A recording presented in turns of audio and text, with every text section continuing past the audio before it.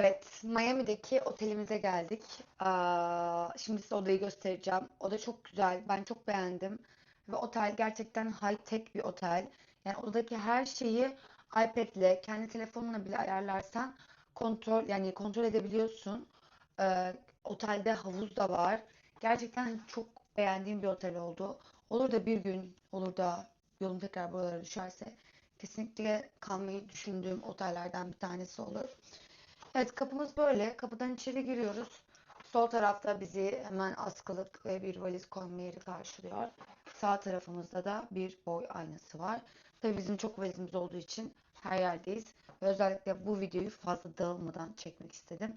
Direkt odaya geldiğimiz gibi çekemedim. Çünkü biliyorsunuz ki bir haftalık bir kruzdan döndük. Gece kruzda partiledim. Ve çok hangover olduğum için sabah bu videoyu çekemedim.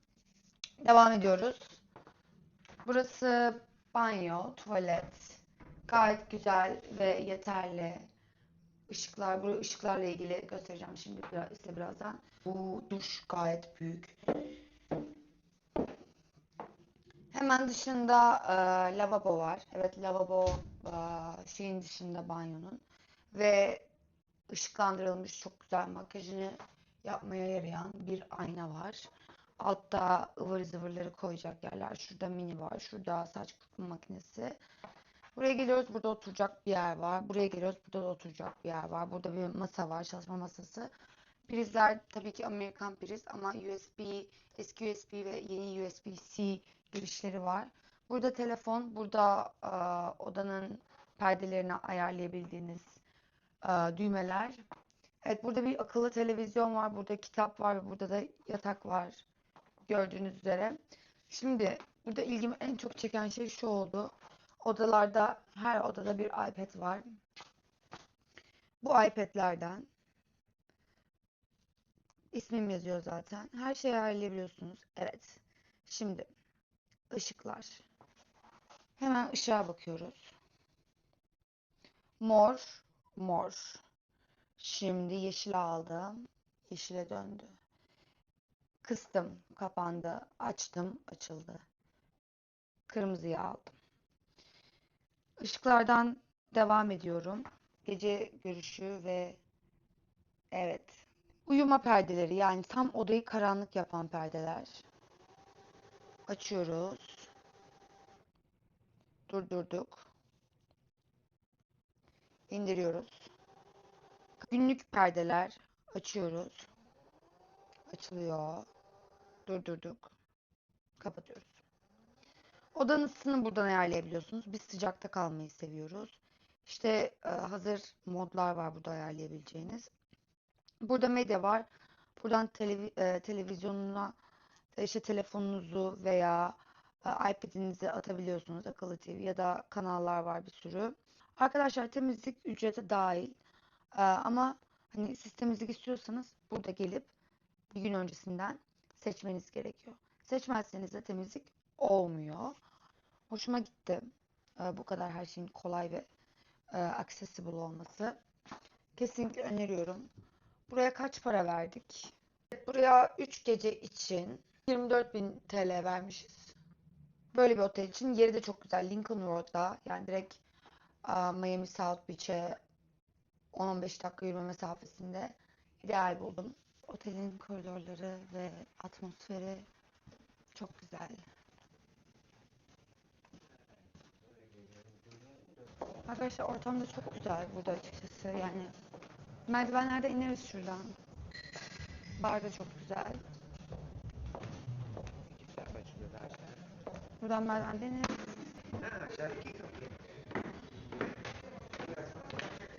Evet. Evet. Bugün çok yağmur yağdı. Gerçekten Miami, hani hele şehir merkezini sel götürür, yolları görüyorsunuz. Biz oteldeydik ama dinleniyorduk zaten. Aşırı yorgunduk. O yüzden çok bizi bağlamadı. Hala biraz çiseliyor gibi. Ama sorun değil, şeker değiliz, erimeyiz. Bu arada Polonya'dan Ola diye arkadaşım burada. Tamamıyla rastgele denk geldik. Polonya'dayken dedim tutarlarda Amerika'dayım. O da dedim ben de Miami'deyim. Dedim ben de Miami'deyim. O yüzden bu akşam onunla partileyeceğiz. Kıyafetimden de anladığınız üzere bu akşam Carl Cox eventine gideceğiz. Resistance Miami Ultra Music Week'teyiz. M2 Club'da. O da South Beach'te yer alıyor. Yani otele yakın.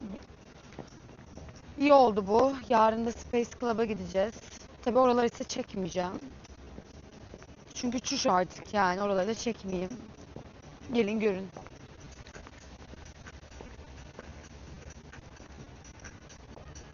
Evet, tekrar hatırlatıyorum. Şu an Lincoln Road'dayız. Yani Miami South Beach adasının, yani o adanın South Beach kısmının soluna doğru daha downtown'a bakan tarafta kalıyoruz.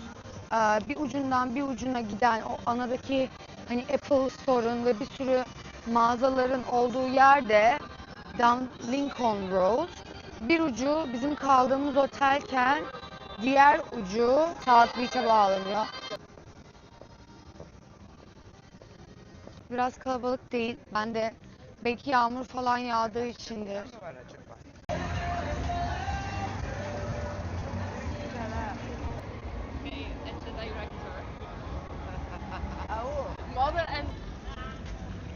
Evet arkadaşlar. Anne. Kamerayı şu seviyede. Evet arkadaşlar bugün Miami'deyiz. Bienvenidos a la Miami. Harika bir gece bizi bekliyor. Ama şu anda benim için çok daha önemli olan bir olay var. Benim Polonya'dan arkadaşım şans eseri. Şu an o da burada ve bu gece ve yarın gece onunla partileyeceğiz. Ola, chodź tutaj. Hi. Hi. Yes, we are here with Ola today. Ola ile birlikteyiz in Miami ve onun da burada planı vardı. Ben de konuşurken bizim aynı anda, aynı zamanda Miami'de olacağımızı öğrendik ve çok heyecanlandık. Hemen bütün partilere gideceğimiz yerlerin planlarını yaptık. Ola, are you excited for tonight? Extremely excited. I love Carl Cox. That was my dream to came here and to go to party. Yes, we are going to Carl Cox tonight. Carl Cox'a gidiyoruz ve ben de ilk defa Carl Cox'u dinleyeceğim. Bunun için çok heyecanlıyım. Ve tabii ki influencerların şehrindeyiz. Bu yüzden insanlar bakıyor ama çok relax. Herkes çok keyifli. Everyone is so relaxed with the filming, right? Like we're in the city of influencers. Yes, of course. But you are the biggest. You are the biggest. Not star, yet, you're not yet. shining. No. You are. Thank you. We'll see about that. We'll see. But so tonight we're going to Carl Cox, and tomorrow where are we going? To Space Club, Space the legendary, the Space famous Club. Space Yes. Club. Okay, now then let's start our night. Bahsettiğim gibi size devamını ve club'ı çok gösteremeyeceğim. Çünkü ben de partiliyor olacağım, ben de eğleniyor ve keyfini çıkartıyor olacağım. Ama içeriden birkaç tane video çekebilirsem tabii ki çekeceğim telefonumla. GoPro'yu annemle birlikte otele doğru yollayacağım. O zaman let's go. Chodźmy mi? Let's go. Lecimy na imprezę. Lecimy na imprezę!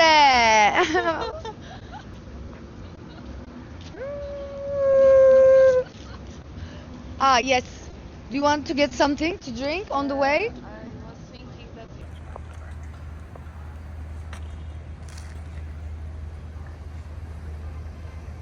Awesome. So from 1:30 to 2:30 they will be back to back. After 1. Oh, did you see? Thunderstorm. Şimşekler çakıyor, görüyor musun anne?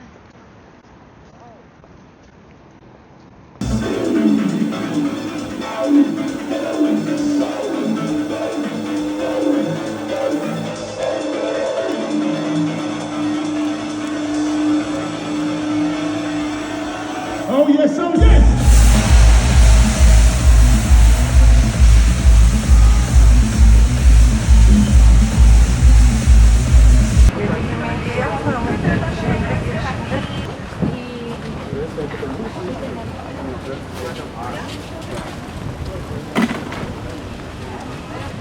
Günaydın. Sağdan yürümemiz gerekiyor.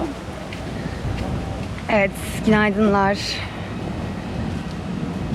Şimdi Miami South Beach'e geldik. Ola da burada. Yolun yanına uğrayacağız. Bir buraları görelim dedik. Dün gece hakkında birkaç yorum yapayım. Club sırası biraz vardı ama hızlı geçiyordu. Club'a bir kez girince çıkamıyorsun. Normalde Carl Cox'un diğer DJ ile back to back B2B'si vardı. Saat 1:30 gibi falan çıkması gerekiyordu. Çıkmadı. Sonra 2:30'da da onun tek çalmaya başlaması gerekiyordu. 2:30'da da çıkmadı. 3:30'da teşrif ettiler beyefendiler sahneye. Arada bir ses sıkıntısı oldu bu arada. Müzik falan kesildi. Yani Miami'nin en ünlü klaplarından bir tanesine gittik. Bu nasıl bir rezalet? Anlamadım açıkçası. Zaten hani Carl Cox'un da bu saygısızlık derecedeki geç kalışı falan. 62 yaşındasın. Ne oldu? Prostatın mı tuttu? Ne oldu yani bilmiyorum. 3:30'da çıktı. Bu yüzden biraz canımız sıkıldı. İçkiler aşırı pahalı. Tabii yani buraya göre bence pahalı değildir herhalde buradaki kazanan insanlara göre ama bize göre çok pahalıydı. Yani olayla işte 2 vodka, bir Red Bull'u share ettik ve tanesi $30. Dedik 2 tekila shot atalım, bir tane de Red Bull'u paylaşalım. Onlara da 30 küsür dolar verdik. Kişi başı. Ama olsun. Olsun, tecrübeye ve experience'a bakıyoruz. Eğlenmeye bakıyoruz. İnsanlar falan, cool insanlar vardı hani. Okey. Ama çok garip insanlar da vardı. Neyse, Carl Cox güzel çaldı sonuçta. Hani önemli olan o. Geç bile çıkmış olsa güzel çaldığı için hadi tamam diyorum. Keltoş. Bazen hani şöyle bir duyum aldım. Bilerek geç çıkıyorlarmış ki insanların daha fazla içsin etsin, daha erken gelsin falan diye. Öyle de oldu. O saate göre gittik biz klaba. 1:30'da çıkacak diye bir B2B'ye. 1'de girdik. Yani ne diyeyim? Olan oldu, giren girdi. Şimdi bu gece de Space Club'a gideceğiz. Evet ve South Beach'teyiz. Evet, Miami ve renkli can kurtaran kulelerini görüyorsunuz. Evet, insanlar kendi şemsiyelerini getirmiş tabii ki. Yaktım.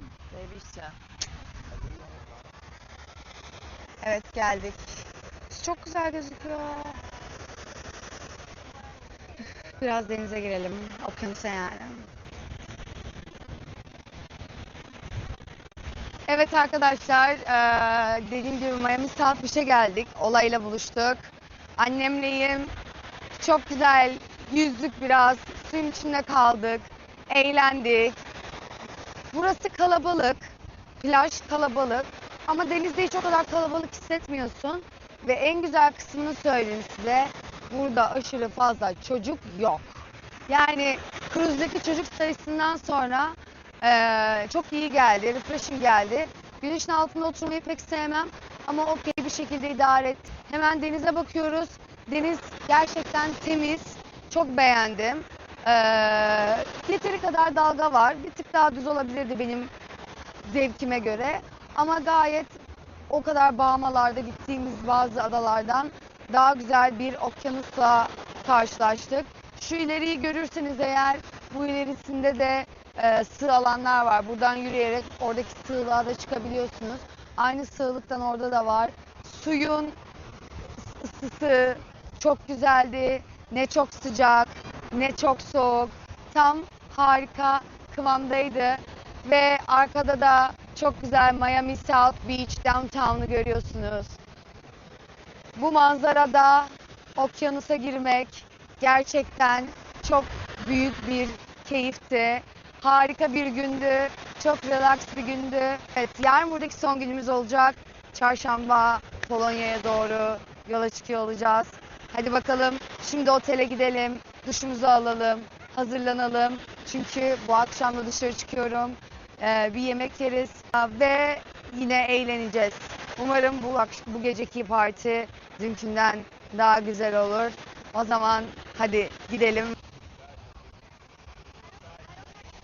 Hola, say hi. Evet, saat 3'ten çıktık.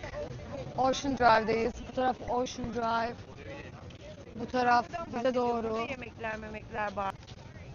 Idziemy, okej? Do zobaczenia. Pa pa.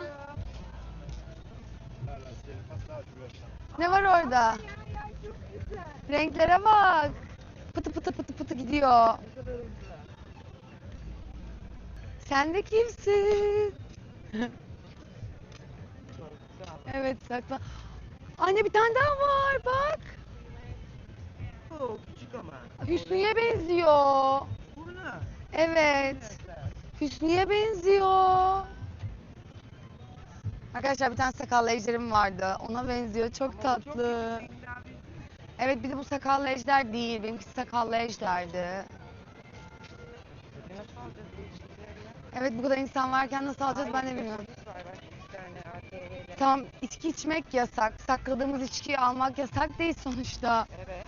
Poşetin içinde de dur biz geçelim bakalım ne bir Ne durumda. tarafta dedim? Ben biliyorum, ben sakladım zaten. Ha iyi tamam. Park nerede onu bilmiyordum, burası. Arka mı sakladınız? Şu çalıların şuraya. Koşuyormuş gibi yaparız. Ben babisi kollarken sen alıverirsin kenarda. Çok kalabalık. Anne, Ha, üstüme gelmesene. ben polisleri kolluyorum. Farkına saklamışlar manyaklar. Çantaya koyarız. Başka yerde çalılık yoktu adam akıllı. Evet, dün sakladığımız içkileri bulmaya çalışıyoruz. Ve bakalım. Farkına saklanır mı lan? Şöyle bir yürüyelim hemen. Anne, oradalar. Ve görüyor musun? Çocukları tek Ama sanki parçalanmış gibiler. Bir şeyler olmuş onlara. torbanın içinde mi? Evet. Senin şimdi polislere bir şey yapman lazım. Yani polisler buraya bakmıyor zaten. Sadece insanlar var. Alsalar hepsini alırlar. Sen şimdi bana Hak ettikleri kadar, istedikleri kadar almışlar işte. sen şimdi benim arkama bak fotoğraf çekiyormuşsun gibi. Evet, fotoğraf çekiyormuşsun gibi. Bence elindeki poşeti düşür. Evet, annem dün sakladığımız içkileri almaya çalışıyor.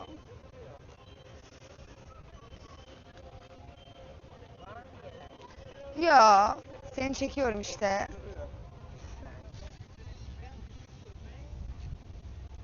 Evet, görev başarıyla tamamlandı. Gel bu tarafa geçelim. Nasıl parçalanmış onlar acaba? Küçük heyecanlar. Hiçbir şey ziyan olmasın çabamız. Şurada bu su değil mi? Ayağımı yıkayacağım bir Altı dakika. tanesi de duruyor. Neden parçalanmış onu anlayamadım. Ben onu bıraktığımda öyle değildi. Burada ayaklarımızı yıkıyoruz. Burası da kum.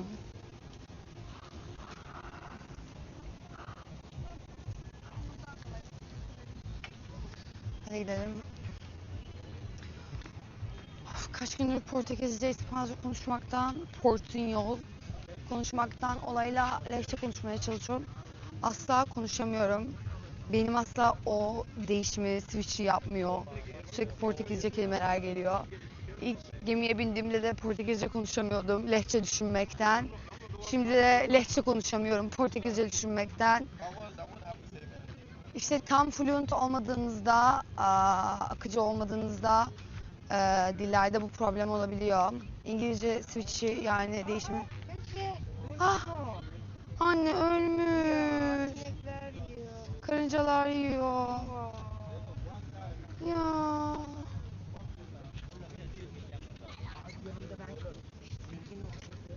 Zengin mi olacağız? Rüyamda bir evdeyim. Rüyanda bir evdesin. Her tarafta şey, Ne? karıncalar. Ulan diyorum nereden geldi bunlar? Niye karınca görmek rüyanda zenginlik alameti mi? Evet, pisliğe bak. Pisliğe bakın. Şey, Çok ayıp. ay o da indirsin onu belki. Evet, burada barlar, oteller, Marriott Oteli. Evet arkadaşlar, Ocean Drive'ın biraz daha ilerisine geldik. Versace'nin evi buranın ilerisinde bu arada. Buraya geleceğiz eve. Evet.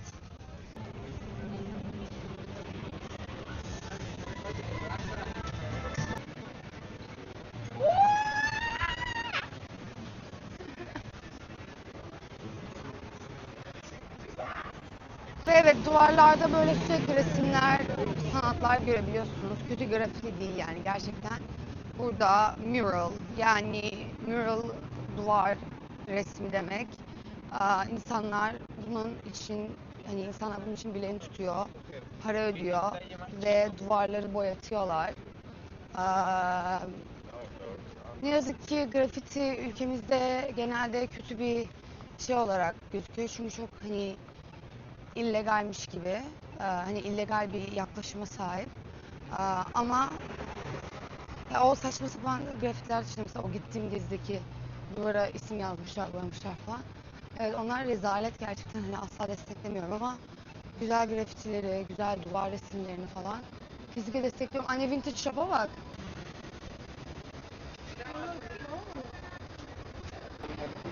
Çok iyi bak, insanlar da hani burası diye geldiler. Bilindik gibi. Evet.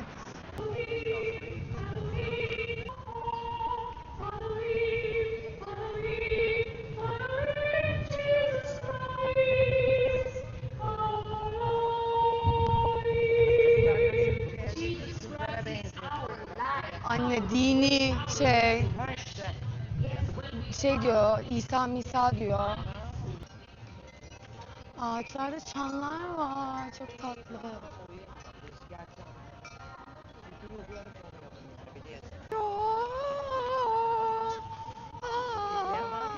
Çok bir art var etrafta, sanat var. Evet.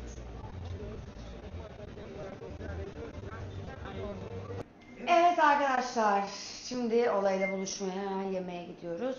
Hızlıca bir giyindim, duş aldım, makyaj yaptım. Sonra ama tekrardan...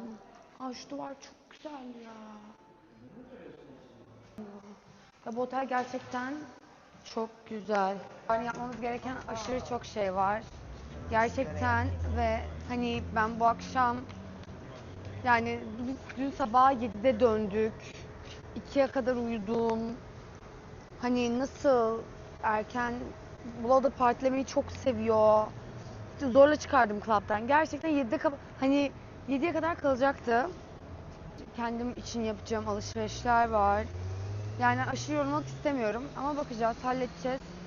Ee, Yani havuza da girmek istiyorum, havuzda da keyif yapmak istiyorum otelin. Ve yapmak istediğim çok şey var ama o kadar vaktim yokmuş gibi geliyor. Bakalım. McDonald's gibi şey yok. Öyle mi diyordum? Evet. Şarkıyı da söylüyorsun. Nasıl söylüyorsun bilemedim. Nereden öğrendi? Böyle hemen McDonald's gibi şey yok. Allah'ım ne güldüm. Çok komik çocuktum ya.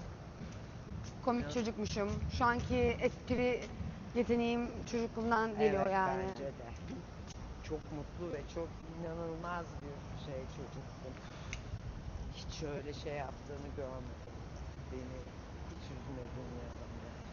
Senin gibi 10 tane doğurabilirdim.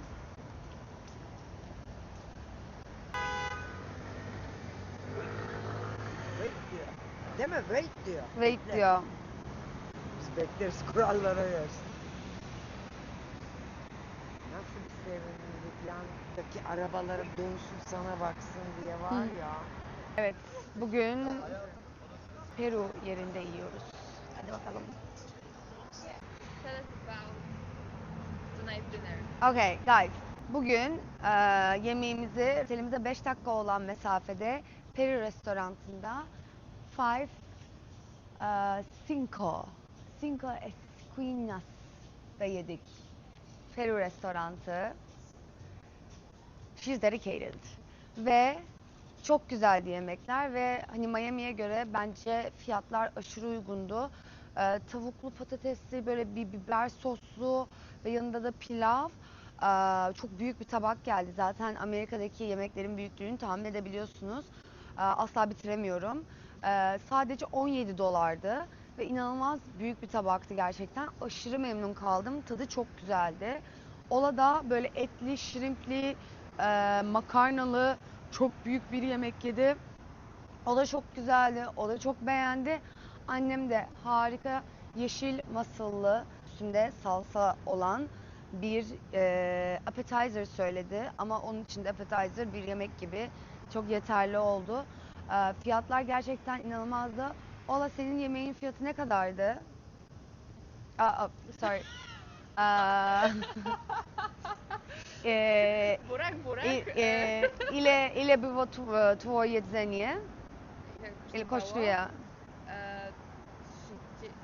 Almost $30 and for buy the can of this Inca Kola. yellow cola. Okay, Which so is oranjada in Poland. onun yemeği 30 evet. Onun yemeği 30 dolardı ve 30 dolar verdi ama onu Instagram'da gördü ve gerçekten onun için geldi buraya. Ve yanında da Inca Kola, Golden Kola, şöyle arkasından Inca Kola, Golden Kola denilen bir içeceği içti. O da böyle portakallı bir gazoz gibiydi. O da güzeldi. Yani genel olarak yemekten biz çok memnun kaldık. Kesinlikle Miami'ye göre bir fiyat performans yeri. O yüzden burayı kesinlikle çok tavsiye ediyorum buraya gelirseniz. Tekrar söylüyorum. 5 Esquinas by Henry Vera Peruvian Restaurant. Peru restoranına da gitmedik demeyiz. Hadi gidelim.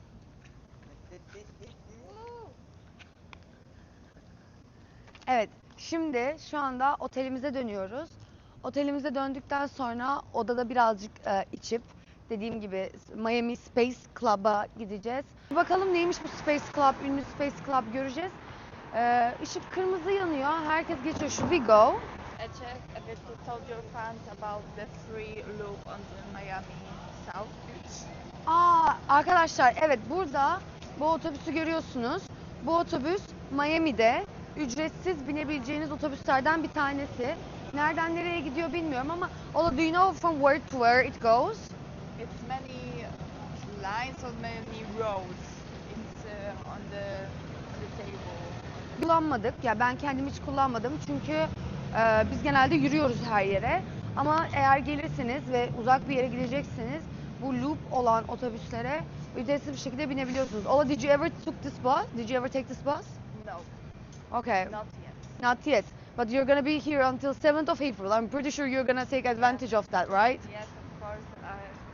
I will send you a video about it. Yes, please do so. And like tell me about the experience, okay? Evet, şimdi otelimize gelmek üzereyiz ve beni en çok heyecanlandıran şeylerden bir tanesi de bu otelde gördüğümde karşı tarafta Ben Jerry's. Mój ulubione ice cream is Ben Jerry's. So Mine too, very good. yeah, it's here right in front Especially of the on sale hotel. on the Żabkas application. And it's right in front of the hotel. So I was thinking, if we go to the pool tomorrow, we can come downstairs, grab a Ben Jerry's, and eat by the pool. What do you think about that? Perfect plan. I know. Like when I was in States before, I was going to Ben Jerry's like almost every day. It was very close to me. And have you ever tried it from the store? No, I've never seen it's- special store. It's even better because you can add like sprinkles on it, sauce on it. Like it's so good. I Wow. love it. Like I was there almost every day. So tomorrow, yarın Ben Jerry's'e gidip Ben Jerry's'den dondurma alacağız. En sevdiğim dondurma. Daha önce de geliyordum, alıyordum. Üstüne soslar ve sprinkle'lar konuluyor. Marketten de alabilirsiniz ama buradan almanın, yemenin keyfi çok başka So oluyor. you will be dancing until 8 a.m. to burn the calories.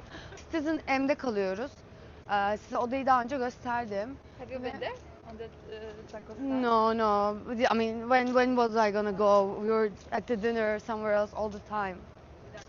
onda girerseniz de anahtarı kapıya böyle okutarak bana verir misin?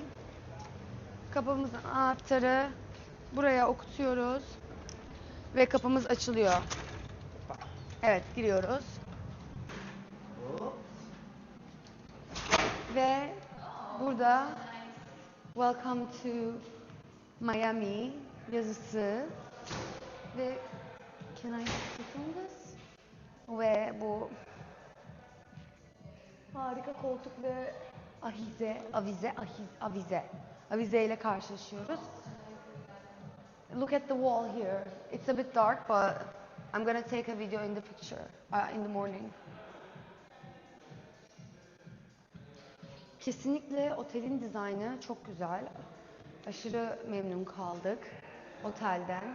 Yani hani merkezi olarak, odalar olarak. Evet, hadi gidelim. Asansöre. Kart. Şimdi asansöre bindik ve asansöre bindiğimizde buraya okutuyoruz kartı yine ve katımıza basıyoruz. Ve çıkıyoruz. Hadi bakalım. Merkezde hem de çok da aşırı kalitesiz bir yerde kalmak kesinlikle istemedik. Biraz daha kaliteli bir yer olmasını istedik. Ve gerçekten iyi bir otel bulduğumuza inanıyorum. Yani fiyat performans olarak. Odaları zaten gördünüz. Biraz küçük bizim eşyamıza göre. Ama daha az eşyalı geleceksiniz. Çok daha rahat kesinlikle edersiniz. Şimdi devam ediyoruz. Yerde halılarda da hep yazılar yazıyor. Atmosfer çok güzel. Hep kırmızılar. Yani bir vibe hissediyorsunuz burada. Vibe'ı çok güzel. Dönüyoruz. Ve here we are. Bak böyle oldu işte benimki. Bak. You can put it as low. So my mom was sleeping when I arrived, right? So it was like this. I put the lights off and then I changed the color in the toilet and the bathroom so I could take a shower, sleep gently into relaxation and look. Oh, it plays something. Look.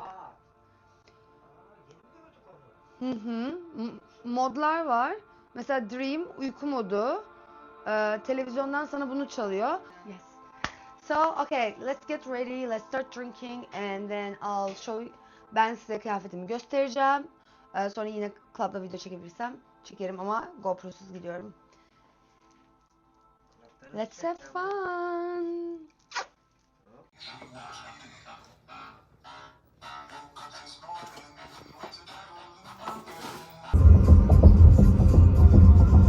Almost Warsaw. Almost.